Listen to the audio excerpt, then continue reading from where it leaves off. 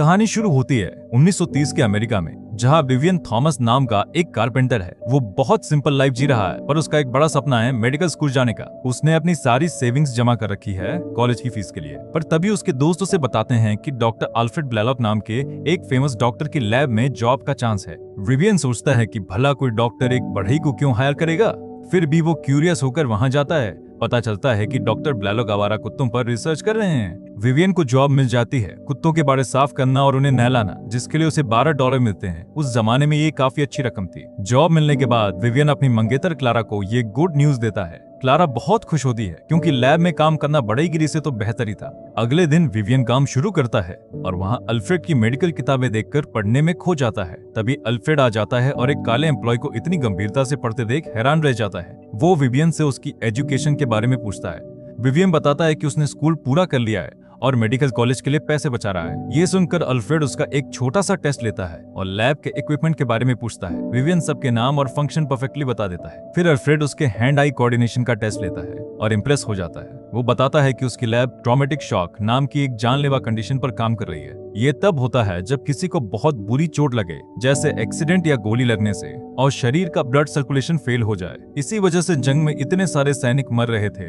Alfred इसी का इलाज ढूंढना चाहता है। वो विवियन की काबिलियत देखकर बहुत खुश होता है और उसे सफाई वाले कपड़े उतारकर लैब कोट पहनने को कहता है। अब से विवियन ऑफिशियली उसका असिस्टेंट है। घर जाकर विवियन अपने पिता और भाई को बताता है। उसका भाई पहले से कॉलेज पढ़ा है और टीचर है। दोनों नोटिस करते हैं कि विवियन अब पूरी तरह बदल गया है। हर वक्त किताबों में डूबा रहता है और उसका कॉन्फिडेंस बहुत बढ़ गया है। विवियन और क्लारा एक दिन बैंक जाते हैं, पर देखते हैं कि बैंक बंद है और बाहर बहुत बड़ी भीड़ जमा है। विवियन को कुछ समझ नहीं आता। वो एक कर्मचारी से पूछता है तो पता चलता है कि बैंक दिवालिया हो गया है। अब किसी को एक भी पैसा वापस नहीं मिलेगा। विवियन के पूरे 7 साल की कमाई जो उसने मेडिकल स्कूल के लिए बचाई थी, एक सेकंड में खत्म हो जाती है। वो पूरी तरह टूट जाता है। घर पर उसका परिवार भी ये सुनकर बहुत दुखी होता है। अब कॉलेज का सपना टूटता हुआ नजर आ रहा है, पर विवियन ने हार नहीं मानी। अब वो लैब में और भी ज्यादा मेहनत करने लगा। उसने अपनी स्किल से सबको चौंका दिया। उसने बताया कि कुत्तों को बेहोश करने की दवा हर जानवर के वजन के हिसाब से देनी चाहिए, बस यूं ही अंदाज से नहीं।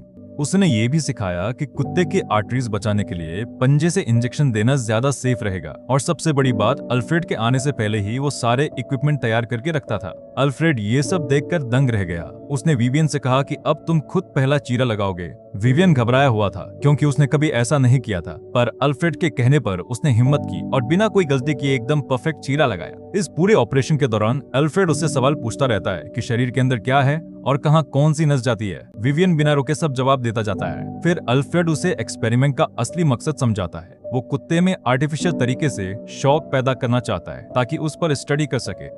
जब शरीर शॉक में जाता है तो जरूरी ऑर्गन्स तक ऑक्सीजन नहीं पहुंचती और इंसान मर जाता है। अल्फ्रेड पुराने फेल तरीकों को छोड़कर अपने नए आइडियाज ट्राई कर रहा है। वो कुत्ते को ब्लड ट्रांसफ्यूजन देता है और पहले ब्लड प्रेशर बहुत लो रहता है, पर फिर धीरे धीरे बढ़ने लगता है। अल्फ्रेड उससे स्मोक ड्रम मांगता है। ये एक मशीन है जो ब्लड प्रेशर और दूसरी चीजों का रिकॉर्ड रखती है। पर प्रॉब्लम ये थी कि विवियन को पता ही नहीं था कि वो ड्रम पहले से सेट करना था। जब अल्फ्रेड को पता चलता है कि पूरे एक्सपेरिमेंट का कोई रिकॉर्ड नहीं बना, तो उसे बहुत तेज गुस्सा आता है। वो विवियन पर चिल्लाने लगता है और उसे बुरा भला कहता है। विवियन को बहुत ठेस पहुंचती है। वो वहां से जाने का फैसला करता है, पर जैसे ही वो जाता है अल्फ्रेड की नजर एक कागज पर पड़ती है।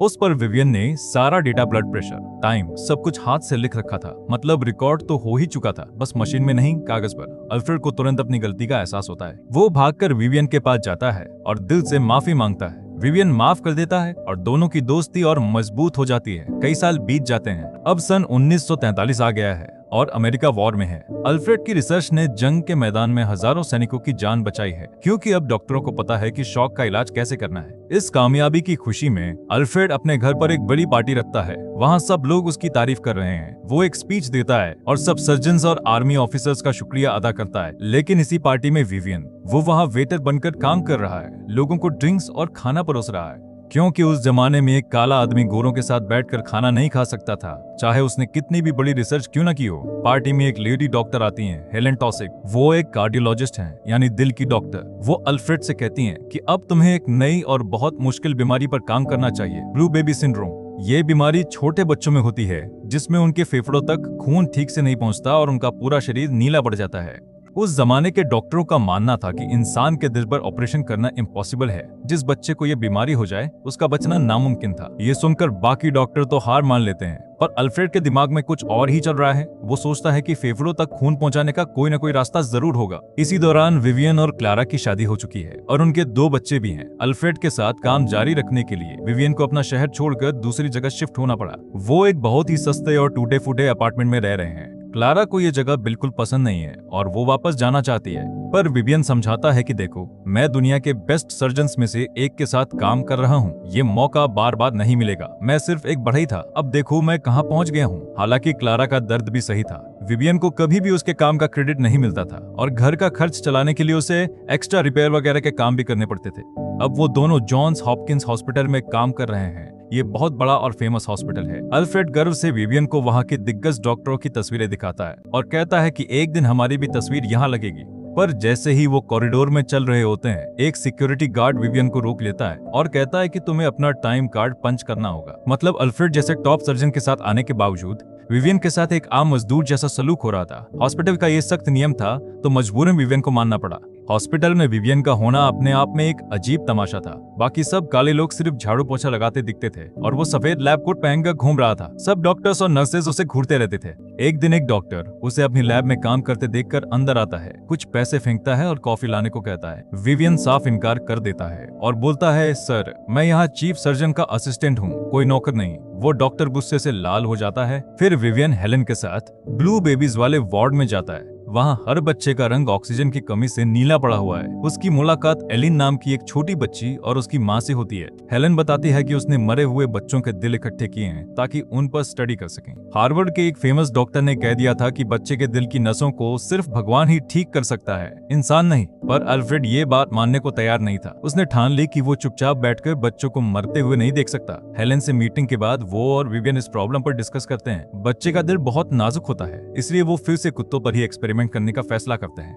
अल्फ्रेड बताता है कि जब वो जवान था तो उसे टीबी हो गई थी और लगा था कि अब तो मौत पक्की है। तब भगवान से वादा किया था कि अगर वो बच गया तो अपनी जिंदगी किसी बड़े काम के लिए लगा देगा, और अब लगता है कि यही वो मौका है। दोनों हर वक्त हर जगह इसी बारे में सोचते और बात करते रहते हैं, यहाँ तक कि टॉयलेट में भी। पर 3 महीने बीत जाते हैं और कोई खास कामयाबी हाथ नहीं लगती। ऊपर से प्रॉब्लम ये कि उनके पास एक्सपेरिमेंट के लिए कुत्ते भी कम पड़ रहे हैं। एक दिन अल्फ्रेड का एक पेशेंट ऑपरेशन टेबल पर ही मर जाता है। वो बहुत टूट जाता है और सोचता है कि काश मैं कुछ और बेहतर कर पाता। बाकी डॉक्टर उसे दिलासा देते हैं कि ये तो किस्मत की बात है, पर अल्फ्रेड को ये मंजूर नहीं। तभी लैब में विवियन उसे कबाड़ से बनाया हुआ एक होममेड रेस्पिरेटर दिखाता है। ये मशीन एक्सपेरिमेंट के दौरान कुत्तों को कृत्रिम सांस देने में मदद करेगी। अल्फ्रेड को एक नई उम्मीद मिलती है। फिर एक दिन विलियम नाम का एक और डॉक्टर लैब में आता है। वो देखता है कि विवियन बड़ी सफाई और स्किल से कुत्ते की सर्जरी कर रहा है। और तो और विवियन ने अपने लिए खुद के स्पेशल सर्जिकल क्लैंप्स भी बनाए हैं स्क्रैप मेटल से। विलियम ये सब देखकर हैरान रह जाता है। कुछ दिनों बाद विवियन का भाई उससे मिलने आता है।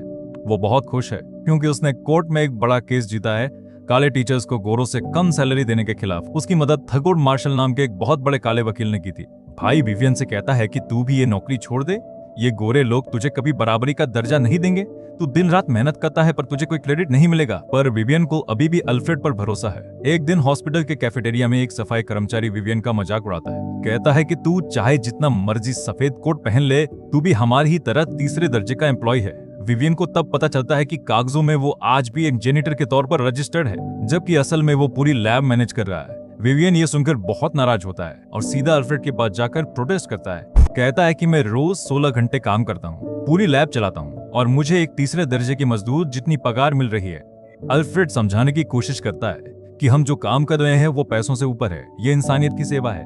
और रही बात सैलरी की, तो हॉस्पिटल के नियम के मुताबिक टेक्नीशियन बनने के लिए कॉलेज डिग्री चाहिए, जो तुम्हारे पास नहीं है। विवियन को ये सब बहुत गलत लगता है। वो जल्दी घर चला जाता है क्योंकि उसे अपने अपार्टमेंट की रिपेयर भी खुद करनी होती है ताकि रेंट कम रहे। उसके जाने के बाद विलियम आता है और बताता है कि विवियन ने कमाल कर दिया है। उसने एक कुत्ते में ब्लू बेबी सिंड्रोम वाले लक्षण पैदा कर दिए हैं। अब उनके पास एक्सपेरिमेंट के लिए परफेक्ट मॉडल है। शाम को अल्फ्रेड अपनी पत्नी से कहता है कि मुझे बहुत गिल्ट हो रहा है, मैं विवियन को यहाँ लाया और अब उसे वो भी नहीं मिल रहा जिसका वो हकदार है। उसकी पत्नी कहती है कि तुम उसकी कॉलेज फीस भर दो, ये तो उसका सबसे बड़ा सपना है। पर अल्फ्रेड के पास टाइम नहीं है, उसे लैब में हर रोज विवियन की जरूरत होती है।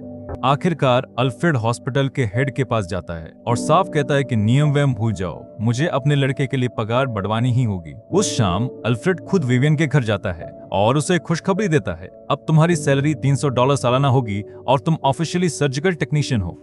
अब तुम्हें अपार्टमेंट के चक्कर में एक्स्ट्रा काम नहीं करना पड़ेगा, बस पूरा ध्यान लैब पर दो। एक दिन अल्फ्रेड बहुत कंफ्यूज है कि खून का फ्लो कैसे मोड़ा जाए ताकि ऑक्सीजन फेफड़ों तक पहुंच सके। तभी विवियन को याद आता है कि एक बार उनकी पुरानी लैब में गलती से खून का फ्लो बहुत तेज हो गया था। वो अल्फ्रेड को याद दिलाता है। अल्फ्रेड के दिमाग में बत्ती जलती है, क्यों ना एक बाईपास सर्जरी की जाए, यानी खून को एक नए रास्ते से भेजा जाए जो फेफड़ों तक पहुंचे। हालांकि ये ऑपरेशन बहुत लंबा और मुश्किल होगा, पर हो सकता है। इस एक पल ने साबित कर दिया कि विवियन किसी भी डिग्री वाले डॉक्टर से ज्यादा शार्प और इंटेलिजेंट है। अल्फ्रेड को पक्का यकीन हो गया कि विवियन को हायर करना उसकी जिंदगी का बेस्ट डिसीजन था। फिर विवियन ने अपना एक और आइडिया दिया खून को एक खास तरीके से मोड़ने का। उसे पूरा भरोसा था कि अल्फ्रेड के हाथों से वो बच्ची ठीक हो जाएगी और उसका नीला रंग गुलाबी हो जाएगा। अल्फ्रेड तुरंत हेलेन को अपना प्लान बताता है और कहता है कि वो एलिन की जान बचाना चाहता है, पर किसी बच्चे पर सीधे हाथ आजमाने से पहले उन्हें कुत्ते पर सर्जरी करनी पड़ी। विवियन ने सर्जरी के बीच में कुछ जरूरी बात बताने की इजाजत मांगी और उसकी सलाह से ऑपरेशन 100% सफल रहा। कुत्ता पूरी तरह ठीक हो गया। दोनों बहुत खुश हुए, पर ये भी जानते थे कि असली चैलेंज तो एक छोटे से बच्चे पर यही सर्जरी करना होगा। बच्चे का एक फेफड़ा पूरी तरह से बंद करना पड़ेगा। जरा सी चूक हुई, चाहे दिमाग तक खून 1 मिनट के लिए भी कम पहुंचा या 1 सेकंड की भी ब्लीडिंग हुई, तो बच्चा नहीं बचेगा। कुछ दिनों बाद अल्फ्रेड ने एलिन के माता पिता को अपने ऑफिस बुलाया। उसने साफ साफ बता दिया कि ये सर्जरी दुनिया में पहली बार होगी। मैं कर तो सकता हूँ, पर रिस्क बहुत बड़ा है। ऑपरेशन तो आसान है, पर बाद में जो कॉम्प्लिकेशंस आएंगी वो हैंडल करना मुश्किल होगा।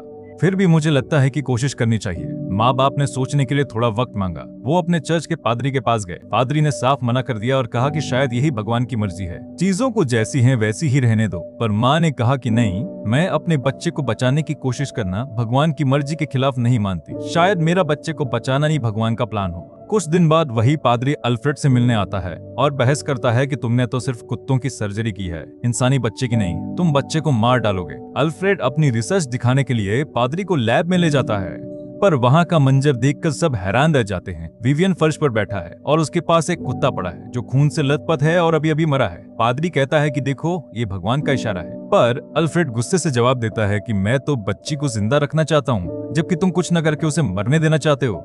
अब बताओ कौन ज्यादा गुनहगार है। पादरी चुपचाप चला जाता है। फिर अल्फ्रेड और विवियन मिलकर ये पता लगाने की कोशिश करते हैं कि आखिर खून क्यों बहा। अल्फ्रेड को लगता है कि उन्होंने गलत ब्लड वेसल चुन ली थी, पर वो हार नहीं मानता। रात को विवियन को एक सपना आता है। वो देखता है कि एलिन बड़ी हो गई है, एक जवान औरत बन गई है, पर उसका दिल अभी भी एक बच्चे जैसा ही है। सुबह वो ये सपना अल्फ्रेड को बताता है। अल्फ्रेड को तुरंत प्रॉब्लम समझ आ जाती है। कुत्ते की सर्जरी में टांके इसलिए खुले क्योंकि बड़े जानवर का दिल धड़कने पर ज्यादा फैलता है, पर बच्चे का दिल तो छोटा और नाजुक होता है, इसलिए उन्हें बिल्कुल नई तरह की स्टिचिंग टेक्निक चाहिए। अल्फ्रेड बहुत एक्साइटेड हो जाता है और तुरंत दूसरे कुत्ते पर नई टेक्निक ट्राई करता है। विवियन खुद अपने हाथों से नए टांके लगाता है क्योंकि अल्फ्रेड को उस पर पूरा भरोसा है। विवियन बिना देखे भी सिर्फ छूकर टांके की टेंशन परफेक्ट कर सकता है। लेकिन ये बात जंगल की आग की तरह हॉस्पिटल में फैल जाती है कि एक काला आदमी सर्जरी कर रहा है। अब और वक्त बर्बाद करने का कोई फायदा नहीं था।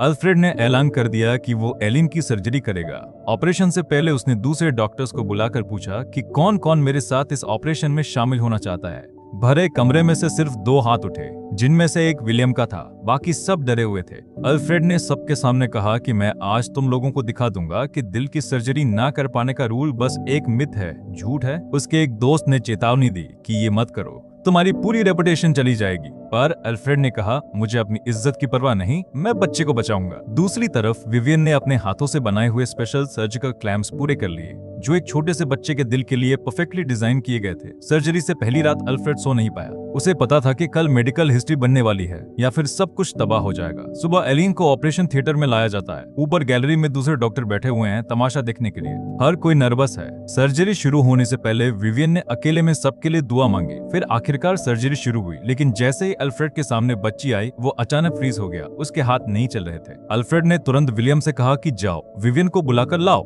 विलियम ने बताया कि हॉस्पिटल के नियम की वजह से विवियन को ऑपरेशन रूम में आने की इजाजत नहीं है क्योंकि वो लाइसेंस डॉक्टर नहीं है। अल्फ्रेड को बहुत गुस्सा आया और उसने फोन पर चिल्लाकर कहा कि मुझे अभी विवियन को यहाँ चाहिए, नियम बाद में देख लेना। किसी तरह विवियन को अंदर आने की परमिशन मिली। जैसे ही वो अंदर आया, बाकी डॉक्टर कानाफूसी करने लगे कि ये तीसरे दर्जे का काला आदमी यहाँ क्या कर रहा है। अल्फ्रेड ने किसी की नहीं सुनी और विवियन को अपने पास खड़ा कर लिया। अल्फ्रेड इतना नर्वस था कि कांप रहा था, लेकिन विवियन ने शांत रहकर उसे गाइड किया, स्टेप बाय स्टेप। जो स्टेप्स अल्फ्रेड भूल रहा था, विवियन याद दिलाता रहा। आखिरकार ऑपरेशन पूरा हुआ, टांके लग गए, क्लैंप्स हटा दिए गए। लेकिन अल्फ्रेड को बच्ची के दिल की धड़कन महसूस नहीं हो रही थी, क्योंकि दिल इतना छोटा था कि छूकर पता लगाना मुश्किल था। कुछ सेकंड की खामोशी, और फिर एलिन का चेहरा धीरे धीरे नीले से हल्का गुलाबी होने लगा। उसका ब्लड प्रेशर बढ़ने लगा। ऑपरेशन सक्सेसफुल रहा।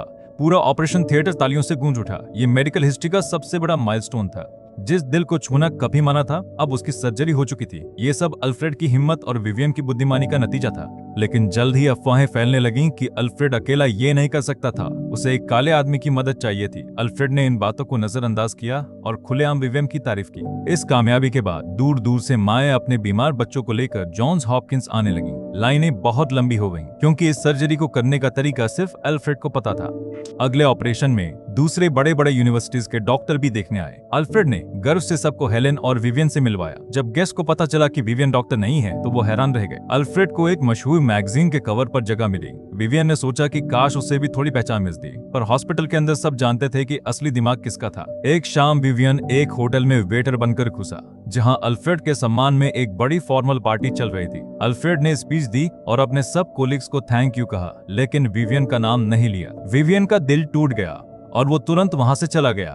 अगली सुबह अल्फ्रेड को विवियन का रेजिग्नेशन लेटर मिला। विवियन ने कहा कि आपको मेरी जरूरत नहीं है, आपकी स्पीच में तो मेरे लिए कोई जगह ही नहीं थी। अल्फ्रेड को एहसास हुआ कि विवियन ने उसकी स्पीच सुन ली थी। उसने समझाने की कोशिश की कि तुम एक छोटी सी स्पीच को दिल पर मत लो। सच तो यह है कि गोरों की इस दुनिया में तुम्हें कभी खुलकर क्रेडिट नहीं मिल सकता।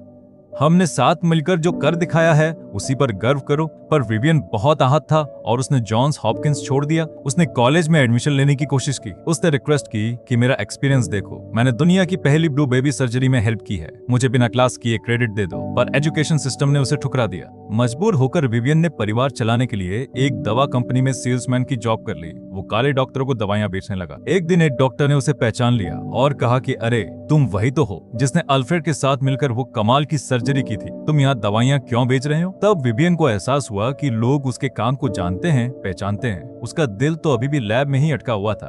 क्लारा ने उसे समझाया कि वापस चला जा, तुझे भीख मांगने की जरूरत नहीं है, तेरा काम खुद तेरी पहचान है। विवियन ने हिम्मत जुटाई और अल्फ्रेड के पापास वापस गया।